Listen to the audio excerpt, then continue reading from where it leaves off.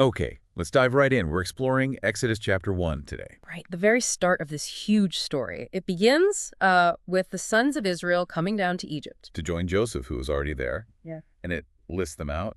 Reuben, Simeon, Levi, the whole family. Exactly. And it gives a specific number, 70 people in total, including Jacob. Seems like a manageable group, you know? Just 70.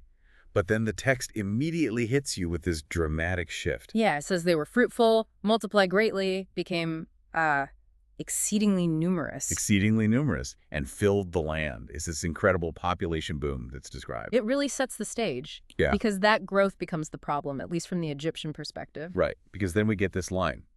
A new king arose over Egypt, who did not know Joseph. That detail feels really significant. It absolutely is. It signals a break from the past. Whatever goodwill or history was there, it's gone. And this new king looks out, sees this massive Israelite population, and his reaction is, well, it's fear. Pure fear. The text is explicit about it. He says, look, these people are too many and too mighty for us. And he worries, what if war breaks out? Right. What if they join our enemies, fight against us, and then leave the country? That seems to be his core concern. So that fear becomes the motivation for everything that follows. What's his first move? Oppression through labor. Straightforward, brutal stuff. He puts slave masters over them. To afflict them with burdens, the text says. Building store cities for Pharaoh, Pithom, and Ramesses. Yeah, working them ruthlessly. Brick, mortar, all kinds of field labor. The aim seems to be to break them, control them through hardship. But here's where the story takes a twist you might not expect. Exactly. Because you'd think that kind of oppression would slow them down, right? Reduce their numbers. You would think. But the text says the more they were oppressed. The more they multiplied and the more they spread. It completely backfired. Which, ironically, made the Egyptians dread them even more. It's this fascinating dynamic. Oppression breeding resilience, not submission. So forced labor fails to stop the growth. So the king has to escalate. He ramps it up.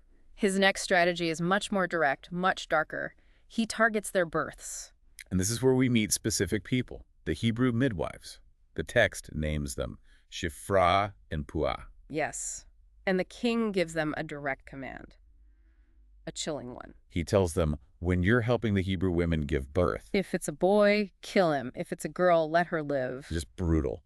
A direct order from the king. Life and death. But the midwives face this incredible moral choice. And the text tells us why they do what they do. They feared God. More than they feared the king. So they disobey the order, they let the boys live. And when Pharaoh confronts them, asks why the boys are surviving, they have this excuse ready. Yeah, they say, well, the Hebrew women are vigorous, they give birth so fast, we often don't even get there in time. A clever deflection. Yeah. And it seems it worked, or at least God favored their actions. Absolutely. The text says God was kind to the midwives, even gave them families of their own. And meanwhile, despite everything, The people still continued to multiply and grew very strong. The king's plan failed again. so his fear is still there. Maybe even worse now. His attempts at control aren't working.